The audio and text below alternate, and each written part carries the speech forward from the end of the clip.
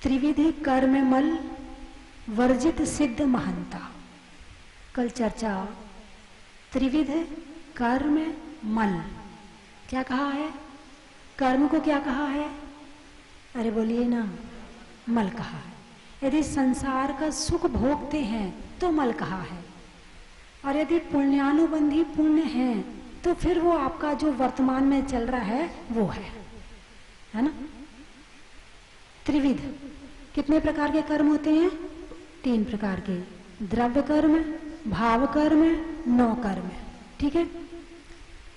अब ये आते कैसे हैं कहो तो बता दूं, इनका बंध कैसे होता है कहो तो बता दूं, बता दूं। भाव किए तो जो 8 कर्म है उसका द्रव्य आया, फिर उसका बंध हो गया, फिर समय आने पर उसका उदय आया, तो उसके बदले में आपको जो गाड़ी, बंगला, कपड़ा, जेवर, खाना पीना, रिश्तेदार, पड़ोसी, जो कुछ आपको मिला है वो सब द्रव्य कर्म का फल है। पहले भाव किया तो द्रव्य कर्म आया, द्रव्य कर्म का बंध हुआ, फिर उसका फल उदय में आया। जैसे अभी आप पूजा कर रहे हैं, है ना, तो अभी इस समय आपके शुभ कर्म का द्रव्य आ रहा है। आपने भाव कैसे बनाए? शुभ। भाव कैसे बनाए? शुभ। तो कौन सा कर्म आया? शुभ कर्म आएंगे। और उसका आपने जितनी मंदता, जितनी तीव्रता, जैसे भी आपने किया है उतने समय के लिए उसका बंद हो जाएगा, फिर समय आने पर उसका फल प्राप्त होगा, और वो फल प्राप्त होता है 9 कर्म के रूप में, है ना। कुछ कर्म हमारे अपने आत्मा के विषय में, आत्मा से जैसे जीव विपाकी प्रकृतियां हैं वो जीव को फल देती हैं, जो पुद्गल विपाकी प्रकृतियां हैं वो सामने वस्तुओं में फल देती हैं। अब जैसे वस्तुओं में कैसे फल देती हैं? आपके पास मकान है, अरे बोलिए ना, है, आप निश्चिंत है ना मकान की तरफ से, है ना। चलो, आपके पुण्य कर्म के उदय में मकान मिला कि पाप कर्म के उदय में? वाह, आप तो बड़े ज्ञानी हैं। अच्छा, यहाँ विधान करने आए हो तो पुण्य कर्म के उदय में आए हो कि पाप कर्म के उदय में? अरे वाह, आपको तो प्रवचन सुनाने की जरूरत नहीं है, आपको तो सब पता है कि इस समय पुण्य है, इस समय पाप है। आप तो बड़े ज्ञानी हैं, फिर तो पाप कर्म करते ही नहीं होंगे आप। अच्छा, हो जाता है, करते नहीं है, करते नहीं, हो जाता है, यानी इतनी आदत पड़ी है पाप करने की कि हो जाता है, करते नहीं है। हाँ, बिल्कुल ठीक कहा। तो जैसे मकान है, गाड़ी है, कोई भी चीज है, यदि जब तक व्यवस्थित है तो आपके मन में कोई विकल्प नहीं है। जरा सी अव्यवस्थित हो जाए तो आपके मन में टेंशन आ जाती, आपके मन में उस संबंधी विचार चलने लगते हैं। बोलिए हाँ या ना। यदि मकान में गड़बड़ हो जाए तो मकान संबंधी विचार आने लगते, दुकान में गड़बड़ हो जाए तो दुकान संबंधी विचार आने लगते हैं, पत्नी गड़बड़ हो जाए तो पत्नी संबंधी विचार आने लगते, पति गड़बड़ हो जाए तो पति संबंधी, बच्चे गड़बड़ हो जाए तो बच्चे संबंधी विचार आते, पड़ोसी गड़बड़ हो जाए तो उसकी भी टेंशन लगी रहती है, किसी रिश्तेदार को कुछ हो जाए तो उसकी टेंशन। यानी जहां पर गड़बड़ होता है वो विकल्प हमारे दिमाग में आने लगता है। क्यों आया? क्योंकि तुम उससे अटैच हो, तार जुड़ा है तुम्हारा, तार ना जुड़ा होता तो करंट नहीं आता। जैसे बिजली के तार जुड़े हैं ना, जब तक इसका कनेक्शन आप वहां बाहर की लाइन से, खंबे से नहीं करोगे तो यहाँ लाइट आने वाली नहीं है। ऐसे ही सामने वाले के कारण से सुख और दुख यदि आ रहा है तो तुम्हारा कनेक्शन उससे जुड़ा हुआ है। यदि कनेक्शन ना हो तो सुख दुख नहीं, भगवान है, भगवान ने अपना सारा कनेक्शन तोड़ दिया है, सबसे कनेक्शन खत्म कर दिया है। इस धरती से, इस कपड़ों से, इन ज्वेलरी से, मकान से, परिवार से, सबसे अपना कनेक्शन खत्म करके और अपनी आत्मा से कनेक्शन बना लिया है और आत्मा के ध्यान में लीन हो गए हैं। इसीलिए वे पूर्ण सुखी हैं, इसीलिए वे अनंत सुखी हैं। तो पहले भाव किए तो द्रव्य आया, द्रव्य के उदय में 9 कर्म मिला। 9 कर्म का मतलब है वस्तुएं, जो आप चाहते हैं वो आपको मिल रही है, नहीं चाहते हैं नहीं मिल रही है। दोनों कर्म है, एक में पुण्य है और एक में अंतराय कर्म है। आपको नहीं मिल पा रही और मन में इच्छा है तो अंतराय कर्म है, और आपके मन में भावना आई और मिल गया तो उस संबंधी विचार है। ऐसा नहीं है कि जो नहीं मिलता उसके संबंधी विचार रहता, जो रहता है उससे संबंधित विचार भी दिमाग में चलते हैं।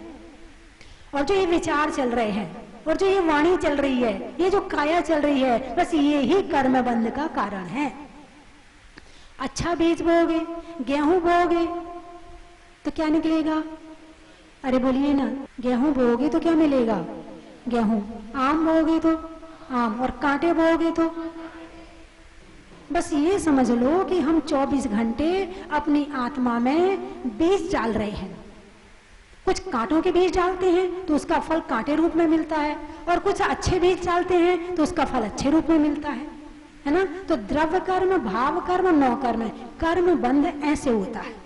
और यदि ज्ञानावरण का कर्म का बंध कैसे होता है, दर्शनावरण, वेदनी, आयु, मोहिनी, अंतराय, इन सब का यदि जानना हो तो तत्वार्थ सूत्र का 6वां अध्याय पढ़ लेना, आपको पता चल जाएगा कौन सा काम करने से कैसा बंध होता है। यदि आपको जानना है कि मेरा भविष्य क्या है, हम नरक जाएंगे कि स्वर्ग जाएंगे, कि हम त्रियंच गति में जाएंगे कि मनुष्य गति में जाएंगे, आप तत्वार्थ सूत्र का 6वां अध्याय पढ़ लो, आपको पता चल जाएगा कि आप कहाँ जाओगे। किसी ज्योतिषी से पूछने की जरूरत नहीं है। तो 3 तरह के कर्म है। अब जैसे ये घड़ी रखी है, ये घड़ी कर्म है क्या? अरे बोलिए ना, घड़ी कर्म है क्या? लेकिन इसके कारण कर्म बंद हो सकता है कि नहीं हो सकता है? हाँ या ना? हाँ। आपके घर में पिताजी हैं और 2 भाई हैं, अब बंटवारा होना है, टेंशन होगी नहीं होगी? किसके लिए टेंशन कर रहे हो? सोना, चांदी, जमीन, मकान, यही तो मिलता है बंटवारे में, ठीक है ना। ज्यादा से ज्यादा फैक्ट्री मिलती है। अच्छा, जितना सोना अभी उनके पास में है तो उनको कब मिला ये सोना? वो अपने साथ लेकर आए थे जन्म से, या यहीं आकर मिला था? यहीं आकर मिला था। जब उनके पिताजी ने बंटवारा किया था तब भी उनने टेंशन करी थी। सोना पहले भी था, सोना अभी भी है, और जितनी पीढ़ी आती है उस बंटवारे में टेंशन करती है, सोना यहीं रह जाता है और इंसान चला जाता है। खाने के लिए 2 रोटी चाहिए, और पहनने के लिए तन पे थोड़ा सा कपड़ा चाहिए है, और रहने के लिए एक छत चाहिए, इससे ज्यादा जरूरत नहीं है। लेकिन इन सब वस्तुओं को कर करके, देख देख के, इनके विचार करके, सोच सोच के हम कर्मों का इतना बंद कर लेते हैं, उनके कारण इतनी टेंशन कर लेते हैं, वस्तु तो यही रह जाती है और इंसान त्रियंच गति में चला जाता है, नरक गति में चला जाता है। यदि ये ना करना हो तो 2 लाइन बता दूं आपको, है? जो मिला वो किसी से कम नहीं, जो मिला वो किसी से कम नहीं, और जो नहीं मिला उसका गम नहीं। एक भारतवर्ष में अभी हम रह रहे हैं, इस धरती पर हमारे पहले कोई रहता था क्या? है? उसके पहले भगवान आदिनाथ के समय से रह रहे हैं, है ना। लेकिन जो आता है, मेरा राज्य, मेरा मोहल्ला, मेरा गांव, मेरा शहर, मेरा परिवार, मेरा करते करते सब छोड़ के चला जाता है? कितने प्रधानमंत्री हुए अभी जब से भारत आजाद हुआ है? कितने प्रधानमंत्री हुए? सब क्या कहते थे? मेरा भारत। कितनी टेंशन करी इस भारत के पीछे, और गए तो सभी छोड़ के चले गए हैं। काम करो, काम करने की मनाही नहीं है, व्यवस्था करो, व्यवस्था करने की मनाही नहीं है, कमाई करो, कमाई करने की मनाही नहीं है, लेकिन टेंशन मत करो। बस ये सोच के रखो एक दिन सब छोड़ के जाना है और मेरी आत्मा अकेली यहां से उड़ जाएगी। ऐसा सोचते ही दिमाग में जितनी टेंशन होती है सारी खत्म हो जाती है। परिवार साथ आया था क्या तुम्हारे? अरे बोलिए ना, जो आज तुम्हारा परिवार है, बच्चे हैं, माँ है, बहन है, सब ये परिवार तुम्हारे साथ ही आया था क्या? नहीं आया। तो माँ कहाँ से आई थी? पिताजी कहाँ से आए थे? तुम कहाँ से आए? तुम्हारे सास ससुर कहाँ से आए? सब अलग अलग जगह से आए, और एक जैसे पेड़ होता ना, अलग अलग दिशा से पंछी आए और एक पेड़ पे बैठ गए। इसके लिए आचार्य पूज्यपाद स्वामी ने इष्टोपदेश में बड़ी अच्छी गाथा लिखी है। दिग्देशेभ्यः खगायेत्ते संवसन्ति नगे नगे स्वास्वा कार्य वशाद्यांति देशे दिक्षु प्रगे प्रगे। दिग्देश से खाता खगायेत्ते, दिशाओं दिशाओं से पक्षी आए, संवसन्ति नगे नगे, और अपने अपनी डाल पर बैठ गए। स्वास्वा कार्य वशाद्यांति, और जिन जिन का काम होता गया वो वहां से उड़ते गए। देशे दिक्षु प्रगे प्रगे, और वो अपनी अपनी दिशाओं में चले गए। माँ कहीं से आई थी, 50 साल 60 साल 70 साल 80 साल रही, वो उड़ गई। पिताजी कहीं से आए थे, वो चले गए। फिर क्या हमारा नंबर नहीं आएगा? अरे बोलिए ना, हमारा नंबर आएगा कि नहीं आएगा? यदि हमारा नंबर नहीं आएगा, ऐसा सोच के आप बैठे हो तो समझना गलत सोच रहे हो। जैसे वो चले गए वैसे हमें भी जाना है। वो भी तेरी मेरी करते चले गए, तुम भी तेरी मेरी करते चले जाओगे। वो भी पाप कमा के चले गए, तुम भी पाप कमा के चले जाओगे, और साथ में कोई कुछ भी लेकर नहीं जाएगा। इसलिए काम करो, पैसा कमाओ, बच्चों का पालन पोषण करो, सब काम करो, लेकिन दिमाग में टेंशन मत रखो। एक बहन जी आई एक बच्चे को लेके, करीब 8-10 साल का बच्चा था, और वो गोदी में लाई थी। वो बैठ भी नहीं सकता था, मतलब उसकी कमर में कोई प्रॉब्लम ऐसी थी कि वो बैठ भी नहीं सकता था, और बुद्धि ऐसी थी कि वो समझता नहीं था। अब वो बहन जी आई, अब वो रोने लगी, और रोने लगी तो मैंने कहा क्यों भाई, क्या हुआ? बोले माता जी ये मेरा बेटा है, और ये देखो कितना ऐसे है, मैं तो बहुत जगह घूम आई, भटक भटक के आपके पास आई हूँ, आप इसे ठीक कर दो। मैंने कहा कि तुम्हारा अपना भाग्य है और बच्चे का अपना भाग्य है, कोई किसी का भाग्य नहीं बना सकता है। सब अपना अपना भाग्य लेकर आते हैं और अपने अपने भाग्य से जीते हैं, लेकिन टेंशन इसी की होती है, मेरा बेटा। अब तुम चाहते कि तुम उसका भाग्य बदल दो, तुम्हारे अंदर ताकत ही नहीं है कि तुम उसका भाग्य बदल दो, और तुम्हारे अंदर तो छोड़ो, परमात्मा भी किसी के भाग्य को नहीं बदल सकते जब तक हमारे भाग्य में ना हो। सबका अपना अपना भाग्य है, कोई किसी के भाग्य से खाता नहीं है, कोई किसी के भाग्य से जीता नहीं है, कोई किसी के भाग्य से कमाता नहीं, सबका अपना अपना भाग्य है। और जो मिला है उसमें संतोष करो, शांति से रहो, लड़ाई झगड़े मत करो। जो है थोड़ा है, थोड़े में संतोष करो, ज्यादा है दान करो, कम हो तो संतोष करो, और ज्यादा हो तो दान करो। सुमरन करो सदा ईश्वर का, गुरुजन का सम्मान करो। सुमरन करो सदा ईश्वर का, गुरुजन का सम्मान करो, कम हो तो संतोष करो, और ज्यादा हो तो दान करो। न लेकर आए हैं न लेकर जाना है। कोरोना के समय में तिजोरी भरी की भरी रह गई, दान भी नहीं किया, खाया भी नहीं, छोड़ के चला गया। कम हो तो संतोष करो और ज्यादा हो तो दान करो। अच्छा, जिस मंदिर में आप बैठे हो, ये मंदिर भी तो किसी ने बनाया होगा, बोलिए हाँ या नहीं? क्या मंदिर बना, क्या सुंदर मंदिर है। एक एक चीज देखो, अभी जो हमने ईंट सीमेंट का मंदिर बनाया है उसकी लाइफ इतनी नहीं है जितनी लाइफ इस मंदिर की है। आप इसकी सेवा कर लो, आप इसमें बैठ के विधान कर लो, आप इसकी पूजा कर लो, आपके लिए यही बड़ी बात है। बनाना तो बड़ी दूर की बात है। पहले के लोग अपने लिए कम खर्च करते थे और दान ज्यादा देते थे, तभी यहाँ इतने मंदिर बने हुए हैं। और आजकल के लोग मॉल में जाके 1 लाख का सामान खरीद के ले आएंगे, 10,000 की जीन्स, 10,000 का ये, 5,000 का ये, इससे कम में तो वहां कुछ आते ही नहीं है। मॉल में 1 लाख का सामान ले आएंगे, लेकिन जब दान का नंबर आएगा तो 1100 रुपए निकाल के दे देंगे। अपने लिए ज्यादा खर्च करते हैं और दान के लिए, और आने वाली पीढ़ी तो दान के नाम पर बहुत पीछे हो गई है। शिखर चंद जी, ये आज मैं स्थिति देख रही, मैं जहाजपुर में रही हूँ, तो वहां लोग बहुत दान करते थे। तो दान करने वालों की उम्र कौन सी थी? 50 साल 50 साल से ऊपर वालों ने ज्यादा दान किया है, और 50 साल से नीचे वाले के परसेंटेज थे 20, और ऊपर वालों का परसेंटेज था 80। वर्तमान पीढ़ी दान कम कर रही है, और जब तक दान की परंपरा रहेगी, क्या जब तक दान की परंपरा रहेगी तब तक जैन धर्म चलेगा, और जिस दिन दान की परंपरा बंद हो जाएगी उस दिन जैन धर्म भी लुप्त हो जाएगा, यानी कि छठा काल लग जाएगा। छठे काल के अंतिम समय तक दान की परंपरा रहेगी। और दान क्यों देते हो? दान क्यों देना चाहिए? अरे बोलिए ना, क्यों देते हो? अच्छा, तुमने जब जन्म हुआ था तब कुछ साथ लाए थे क्या?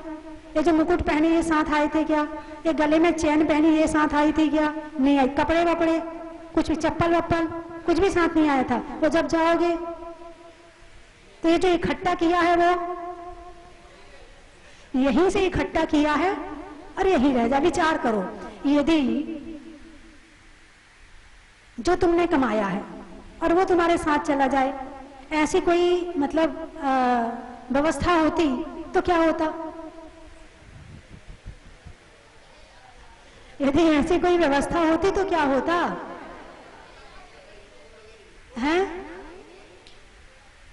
तुम्हारे लिए क्या बचता? तुम्हारे लिए कुछ नहीं बचता। जो पहले आ गए तो वो ही ले गए होते।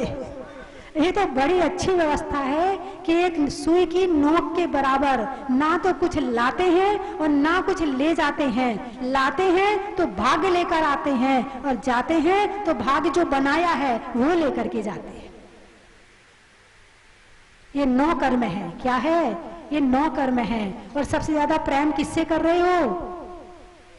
9 कर्म से कर रहे हो। अब 9 कर्म जब दीक्षा लेते हैं तो सबसे पहले 9 कर्म का त्याग करवाया जाता, यानी मकान छोड़ दो, गाड़ी छोड़ दो, कपड़े छोड़ दो, ये छोड़ दो। हमारे सामने सोमदत्त सागर महाराज जी बैठे हुए हैं। अब इनके पास में क्या है? देखो, ध्यान से देखो। सोने की अंगूठी नहीं, चैन नहीं, कपड़े वपड़े कुछ भी नहीं महाराज जी के पास में। तो यानी धर्म करने के लिए, अंदर जाने के लिए सबसे पहले 9 कर्म से दूर किया जाता।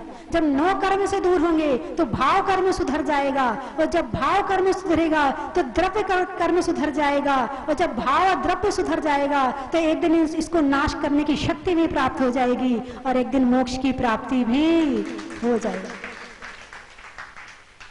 तो इनको कैसे छोड़ना है? जब 9 कर्म है, जैसे भोजन है, त्याग, हमारे यहाँ त्याग का ज्यादा महत्व है ना। क्यों है? क्योंकि जितना जितना त्याग करोगे उतनी उतनी टेंशन कम होगी, और जितनी जितनी टेंशन कम उतने उतने सुखी। सुखी होने का क्या उपाय है? त्याग। अब जैसे आपने एक आलू का त्याग कर दिया तो आलू से संबंधित जितने विकल्प थे, अब किसी दिन घर में आलू की सब्जी ना बने, लड़ाई हो जाती थी, खराब बन जाए तो लड़ाई हो जाती थी, और आलू छोड़ दिया तो सारी टेंशन, आलू से संबंधित सारी टेंशन खत्म, है ना। तो त्याग इसलिए कराया जाता है। इसीलिए जब दीक्षा लेते हैं तो सबसे पहले त्याग कराया जाता है। दूर रहो, जितना दूर रहोगे, जितना इन सब चीजों से दूर रहोगे उतने आत्मा में उतर पाओगे, और जितना इसमें लिप्त रहोगे उतना अपनी आत्मा से दूर रहोगे। तो द्रव्य कर्म, भाव कर्म और 9 कर्म। 9 कर्म क्या है?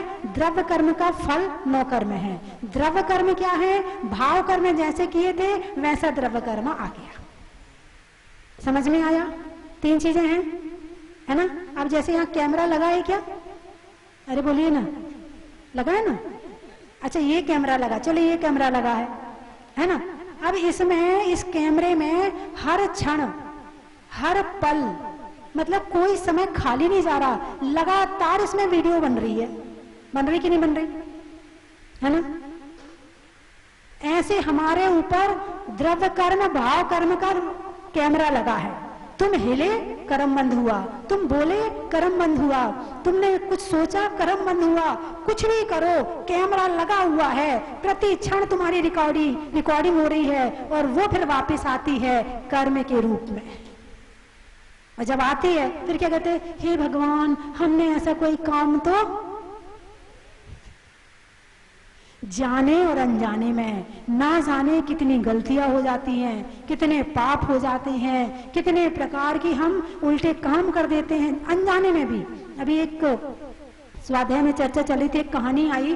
बोले एक मुनिराज का आहार चल रहा था, इतने में एक बिल्ली आई। तो बिल्ली कमरे में थी, तो उन्होंने क्या किया? कमरा बंद कर दिया। क्या कर दिया?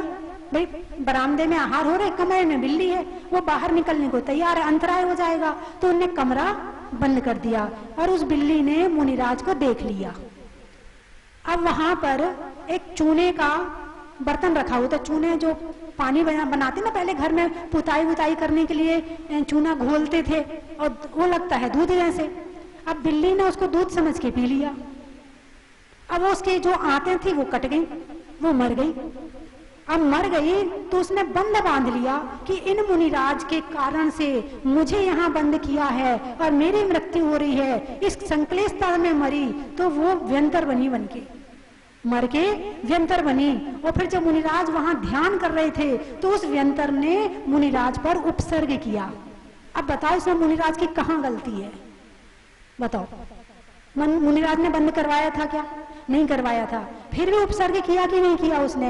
ऐसे जाने अनजाने में ना जाने कैसी गलतियां हो जाती हैं जिसका कर्म का फल हमें भुगतना पड़ता है।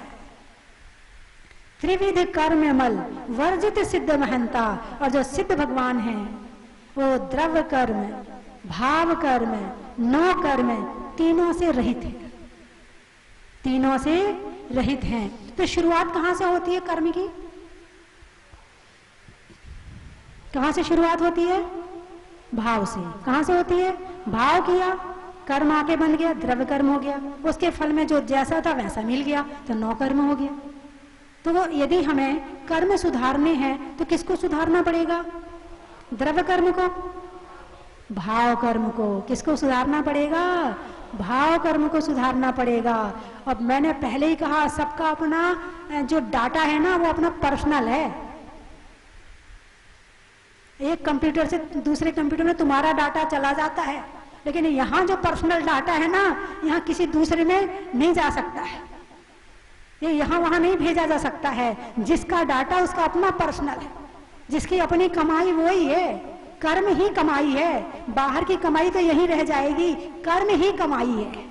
कैसे कर्म किए हैं यही हमारी कमाई है, और फिर वही अगले जन्म में जाके हमारा भाग्य बन जाएगा, वही तुम्हारी जन्म पत्री बन जाएगी और वही उसका फिर अगला जीवन चलेगा। तो द्रव्य कर्म, भगवान ने कौन सा कर्म सुधारा था? पहले भाव कर्म सुधारा है ना, तो द्रव्य कर्म सुधर गया। भाव कर्म के द्वारा, भाव के द्वारा आत्मा के में लीन हुए, और जब लीन हुए भगवान तो कर्मों का आना रुक गया। क्या हो गया? कर्मों का आना रुक गया। और जब कर्मों का आना रुक गया और जो पुराने कर्म थे वो झड़ गए, तो जो कर्मों का डब्बा था वो खाली हो गया, और जैसे ही खाली हुआ वो सिद्ध भगवान बन गए। क्या बन गए? त्रिविध कर्म मल वर्जित सिद्ध महंता। वर्जित यानी रहित, सिद्ध भगवान। कौन है? आप किनकी पूजा कर रहे हो? अरे बोलिए ना। सिद्ध भगवान की। कैसे है सिद्ध भगवान?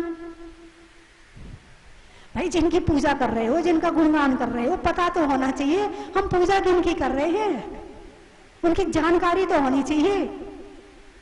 भाई आप लड़की देखने जाते हो, 10 जनों से पूछ के जाते हो वो लड़की कैसी है, उसका स्वभाव कैसा है, वो कहीं आती जाती तो नहीं है, पूछते नहीं पूछते? एक लड़की देखने जा रहे हो तो तुम 10 जगह पूछ रहे हो, और एक भगवान की पूजा करने आए तुम्हें यही नहीं पता किसकी पूजा कर रहे? निराकार, निरंजन, नित्य, निर्मल, है चैतन्यमयी, शुद्ध आत्मा। कैसी आत्मा? शुद्ध आत्मा, शुद्ध, प्योर। इस स्फटिक मणि की प्रतिमा देखी आपने? हैं यहाँ रखी हुई है, देखना ध्यान से। बिल्कुल निर्मल, बिल्कुल निर्मल। ते हैं निकल निर्मल परमात्म, यानी ऐसी सुंदर, ऐसा लगता है बस ध्यान करके वहां खड़े हो जाओ, देखते रहो बस। ऐसी शुद्ध निर्मल मेरी आत्मा है, भगवान की प्रकट हो चुकी है, और ऐसी मेरी आत्मा है कि उसमें कोई कहीं भी मैल जरा भी नहीं बचा है, बिल्कुल शुद्ध, शुद्ध स्फटिक मणि के समान, ट्रांसपेरेंट। अभी कैसे हो आप? ट्रांसपेरेंट हो क्या? नहीं है अभी, लेकिन जब शुद्ध हो जाते हैं तो बिल्कुल किसी तरह का कोई मैल नहीं होता है। आ जाइए शीला जी, अंदर आ जाइए। अरे वाह, 16 पहन के आई हो। तो बंधुओं, जो सिद्ध भगवान हैं निर्मल है। निकल कहा, सकल निकल परमात्मा देवी। सकल परमात्मा अरिहंत भगवान, निकल परमात्मा सिद्ध भगवान। निकल, कल यानी कर्म, कल यानी पाप, कल यानी शरीर, जो पाप से रहित हैं, पुण्य से रहित हैं, कर्म से रहित हैं और शरीर से रहित हैं। ऐसे कौन हैं? सिद्ध भगवान है। ऐसे सिद्ध भगवान की हम यहाँ पर आराधना करने बैठे हैं। एक एक लाइन ध्यान से पढ़ना, छूट ना जाए कोई लाइन। सामग्री चढ़ाना भूल जाओ तो कोई दिक्कत नहीं, मगर एक लाइन पढ़ना भूलना नहीं चाहिए। द्रव्य किस लिए होती है? कौन सी पूजा कर रहे हैं आप? द्रव्य पूजा कर रहे हैं कि भाव पूजा? अरे बोलिए ना, कौन सी पूजा कर रहे हैं? अच्छा, द्रव्य पूजा का मतलब एक थाली की द्रव्य दूसरे में चढ़ाना, ये तो द्रव्य पूजा होती है। उसमें भाव लगाते हो कि नहीं लगाते? द्रव्य क्यों ली है आपने? भावों को टिकाने के लिए, कि भाव भटक ना जाए और हमारे हाथों से कुछ दान भी हो जाए, कुछ भक्ति भी हो जाए, इसीलिए ये कर रहे हैं। बाकी द्रव्य पूजा का मतलब केवल आप एक थाली की द्रव्य दूसरे में रख, जैसे छोटा बच्चा होता ना, उसका बेटा इसकी सामग्री इसमें चढ़ा दे, वो यूं यूं कर देगा, 2 मिनट में पूजा हो जाएगी। और ऐसे ही आप यदि पूजा करो फटाफट फटाफट फटाफट फटाफट, आपको समझ में नहीं आपने कौन सी पूजा करी और आपकी सामग्री चढ़ गई, तो आपने कौन सी वाली पूजा करी? भाव तो लगे ही नहीं, और जब तक भाव नहीं लगे तब तक द्रव्य आपने वैसे ही चढ़ा दी बस। भाव टिकने चाहिए, भाव स्थिर होने चाहिए। जिनकी पूजा कर रहे हैं ये मन, ये भावना, ये आत्मा उनके पास पहुंचनी चाहिए, तो समझना आपने पूजा करी है। वरना क्या? वरना एक थाली की द्रव्य दूसरे में कर दी, नहीं ऐसे मत करना, है ना। चलिए, समय हो गया है। महत्व माता जी, रोटी में घी का, गर्मी में शिकंजी का और विधान के पंडित जी का है। और आज हमारे बीच शिखरचंद जी पहाड़िया, जो कि आज से नहीं, मेरे ख्याल से जब ये छोटे थे तब से जैन समाज की सेवा में लगे हुए हैं। और आचार्य विमल सागर जी महाराज, उनके भी आपने संगपति रहे बहुत समय तक, है ना। तो देव की सेवा, गुरु की सेवा, तीर्थों की सेवा, क्षेत्रों की सेवा, एक बार जोरदार ताली बजा के शिखरचंद जी का स्वागत करें। और हम तो चाहेंगे, क्योंकि इनको अनुभव है, क्या है इनको? सेवा का अनुभव होना चाहिए। अब मान लो किसी के पैर दबाने और आपको पैर दबाना नहीं आता और लेके जाके आपने, तो अनुभव होना चाहिए। और आपको समाज की सेवा का, संस्था में जो अध्यक्ष बने उसकी सेवा का आपको कई वर्षों का अनुभव है, और इस अनुभव का लाभ जैन समाज को मिले तो ऐसे अध्यक्ष बनते रहने चाहिए। आपका उत्तर मिल गया है? शरीर में सिर का, पक्षी में पर का, और चंद्र प्रभु भगवान के दर्शन के लिए सोनागिर का, गणित में करण का, त्याग में वरण का, और चंद्र प्रभु भगवान के यहाँ आने वाले समूह शरण का, अनाज में दाने का, इनाम में पाने का, और इस सोनागिर के पर्वत से 5.5 करोड़ मुनियों के मोक्ष जाने का,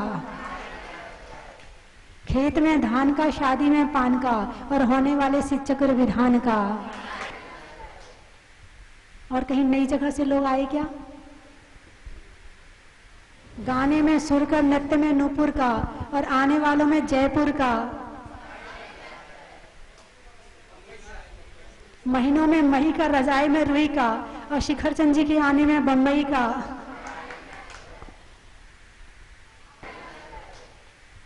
और कहीं नई जगह से लोग आए क्या? गाने में सुर का, नृत्य में नूपुर का, और आने वालों में जयपुर का, महीनों में मही का, रजाई में रुई का, और शिखरचंद जी के आने में बंबई का।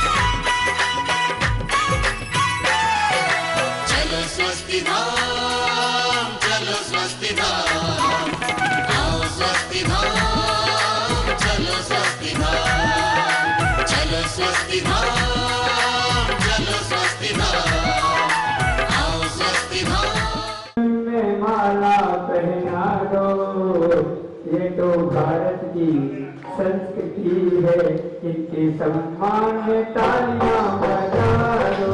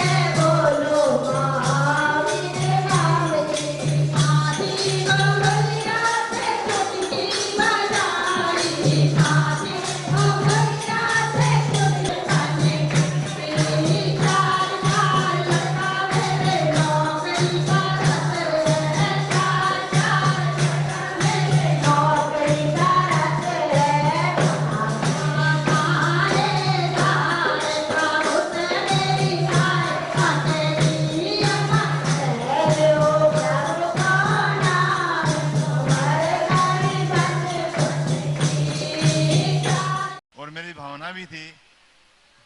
मैं कोई दूसरे शुभ प्रसंग के लिए आया हुआ था, तो मेरी भावना थी कि मैं जरूर ही दर्शन करूं और भगवान के कल अभिषेक करूं। माता जी ने बहुत प्रयास करके अल्प समय में इस जहाजपुर मंदिर की स्थापना की है। मेरी बहुत मेरे परिवार की इच्छा थी यहाँ शांति धारा करने की, ऐसा सौभाग्य मुझे आज प्राप्त हुआ। मैं धन्य हुआ। धन्यवाद।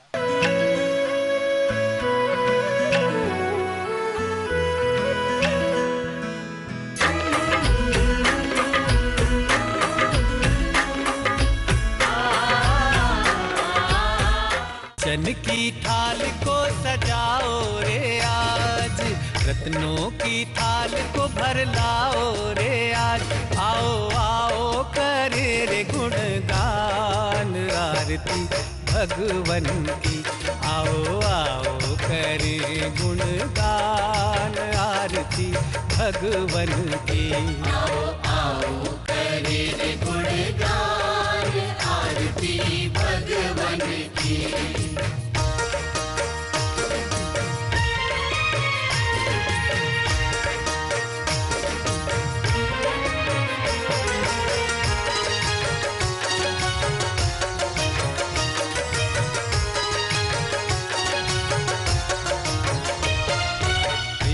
सुमित्र के राज दुलारे, माँ पद्मा जी के नैनों के तार। परम विदुषी लेखिका गणिनी आरिका रत्न श्री 105 स्वस्ति भूषण माता जी, जिन्होंने मात्र 20 वर्ष में 100 से भी अधिक किताबें लिखकर जैन समाज को अनूठा योगदान दिया है। बड़े बड़े विधान जैसे कल्पद्रुम महामंडल विधान, सिद्ध चक्र महामंडल विधान, इंद्रध्वज महामंडल विधान एवं विशेष जिनपद, पूजांजलि आदि महत्वपूर्ण साहित्य बहुत ही सरस, सरल व सुबोध शैली में लिखे हैं, जिसमें गद्य एवं पद्य साहित्य भी समाहित है। इन महान साहित्यों को पढ़कर आप भी अपने ज्ञान का विकास कर सकते हैं। साहित्य प्राप्त करने हेतु आज ही संपर्क करें। संपर्क सूत्र 7906062500 9868345768।